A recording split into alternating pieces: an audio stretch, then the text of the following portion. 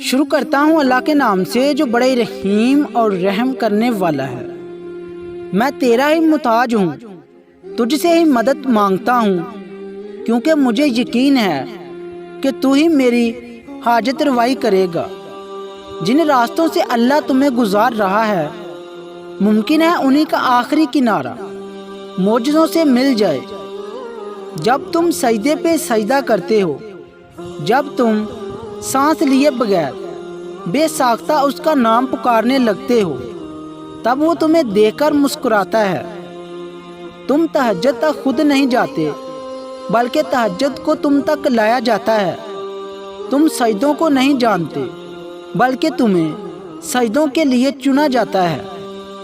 سجدے کی سب سے بڑی خوبصورتی یہ ہے کہ زمین کے ساتھ کی جانے والی سرگوشی آسمان میں گونجتی ہے۔ تہجد پڑھا کرو، کوئی ملے نہ ملے، رب مل جائے گا۔ اور جو چیز تہجد میں بھی مانگنے سے نہ ملے تو سمجھ جاؤ وہ تمہارے لیے بہتر نہیں ہے۔ نصیب ہار جاتا ہے تہجد کی دعاؤں کے سامنے۔ تمہارا تہجد پڑھنا تمہارے رب سے عشق کا ثبوت ہے۔ جو اونچے مقام پر ہوتے ہیں ان کے کندھوں پر آزمائش بھی بڑی ہوتی ہے۔ وہ محبت کس قدر پرخلوص ہوگی جسے تہجد میں مانگا گیا ہو۔ بار بار اسے پکارو، بار بار جولی پھیلاؤ تاکہ وہ کن فرمائے اور تمہاری فرمائش پوری کرے۔